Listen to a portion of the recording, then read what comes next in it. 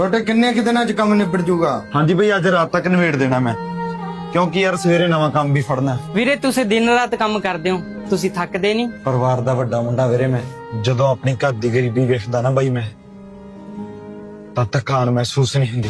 ਕਰਦੀਆਂ ਤੰਗੀਆਂ ਸੌਣ ਨਾ ਦਿੰਦੀਆਂ ਜ਼ਿੰਮੇਵਾਰਾਂ ਨੂੰ, ਰਹੇ ਨਮੋਸ਼ੀ ਦੁਨੀਆ ਮੂਰੇ ਬੇਰੁਜ਼ਗਾਰਾਂ ਨੂੰ।